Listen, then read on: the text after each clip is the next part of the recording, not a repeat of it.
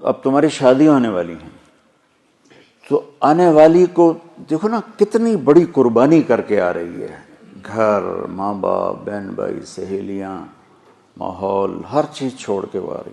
تم آتے ہی اس کو کڑاہی میں ڈال دو تو اس کا کیا حال ہوگا. اور جتنی کوئی مشین قیمتی ہوتی ہے اس کی ڈائی اس سے بھی قیمتی ہوتی ہے. ڈائی سانچہ انگریزی میں ڈائی کہتے ہیں، اردو میں سانچہ. مرسڈیز کا جو سانچہ ہے جس میں مرسڈیز ڈھلتی ہے وہ مرسڈیز سے زیادہ مہنگا ہوتا ہے. اس پہ کوئی ذرا بھی خراش آ جائے نا اس کو تبدیل کر دیتے ہیں، نیا لگاتے ہیں. یہ جو 2-3 سال ایک ہی ماڈل چلتا ہے کہ نیا ماڈل لانے کے لیے کروڑوں ڈالر پھر خرچ کرنے پڑتے ہیں کہ نئی ڈائی بنانی ہوتی ہے، نیا سانچہ بنانا ہوتا ہے. اس لیے 3 سال ایک ہی ماڈل چلتا ہے. تو دنیا کی سب سے قیمتی مشین انسان ہے جس کا سانچہ ماں ہے، جس کی ڈائی ماں ہے. مرسڈیز کے سانچے پر خراش پڑے تو بدل دیتے ہیں، اور ماں بن گئی ہے بچی اور اس کے پیٹ میں بچہ ہے.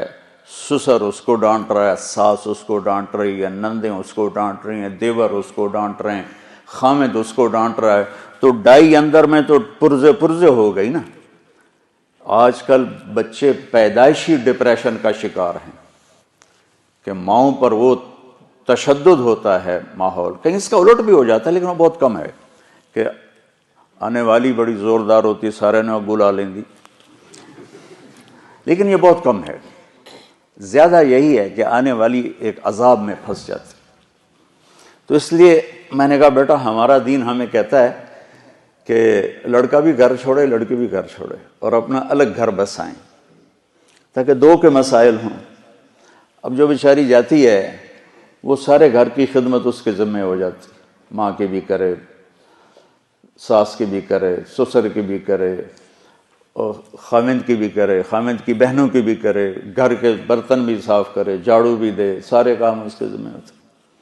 یہ ماحول کیسے آنکھوں پہ پٹی باندھ دیتا ہے. ٹھیک ہے، میری شادی ہوئی فیصل آباد، میرا گاؤں. اس وقت وہاں بجلی بھی نہیں تھی، تو میری بیوی شہر سے اور وحشت زدہ ہماری جانگلی زبان وہ سمجھتی نہیں تھی، چپ کر کے بیٹھی رہتی تھی. تو وہ پھر میرے پاس روتی، تسی بولی جاندے ہو میں نے پتہ ہی نہیں لگتا تسی آگ کی رہے ہو. ایسی کیفیت. اور اللہ نے آنکھ کھولی تو نوکر، کھانے والے الگ، پکانے والے، کھلانے والے الگ، پکانے والے الگ، سودا لانے والے الگ، حکا بنانے والے الگ. حکے کا ایک مستقل نوکر ہوتا تھا جس کا کام تھا صبح حکا تیار کر کے رکھنا اور پھر عصر کے بعد دوبارہ حکا تازہ کر کے رکھنا. اس وقت حکے پر پوری مجلس لگا کرتی تھی. تو میں نے اپنی ماں کو کبھی نہیں دیکھا کہ میری ماں کو اچھا پکانا بھی نہیں آتا تھا اور روٹی گول نہیں بنا سکتی تھی چونکہ سارا کام تو نوکرانیاں کرتی تھیں.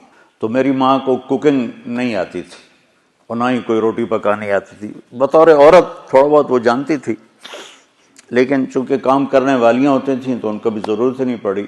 اب اس ماحول میں جرگا، پوری مجلس شورا بیٹھی ہے، پوری فیملی کی عورتیں اکٹھی ہیں اور گفتگو کیا ہو رہی ہے؟ تیری ماں تا چولہے تے سڑدی پئی ہوندی ہے تے بیگم تیری ٹھک تے پیڑے تے بیٹھی ہوندی، ٹھک تے منجی تے بیٹھی ہوندی. اور میں ہنس پڑا. میں نے کہا میری ماں کداں چولہے تے سڑی؟ میں نے کہا میں ہمیں تا اسے ماں چو جمیا، میری ماں نو تو ہن تائیں پکاونا نہیں آمدا تو کداں چولہے تے سڑی ہے جو میری بیگم جیڑی ہو ٹھک تے بیٹھی تے ماں چولہے تے سڑدی پئی. میری ماں صرف نگرانی کے لیے جاتی تھی کیا پک رہا ہے کیا ہو رہا ہے بس. یا جب کھانا تیار ہو جاتا تھا تو نوکروں کو تقسیم کرنا، ڈیرے والوں کو تقسیم کرنا، مہمانوں کو تقسیم کرنا، گھر میں اپنے ہمیں یعنی بچوں کو دینا. یہ ماحول ہے کہ سب کچھ ہوتے ہوئے بھی ڈیمانڈ ہے کہ اے بھی جھاڑو پکڑ کے شروع ہو جائے. تو دیکھو بیٹا ایک منفی مزاج ہوتا ہے، جو ممبر پہ بیٹھے تو منفی ہوگا، جو گھر میں جائے گا تو ہوگا، جس جگہ جائے گا وہ الٹا ہی ہوگا. تو میں تمہیں اس سے نکالنا چاہتا ہوں کسی طرح.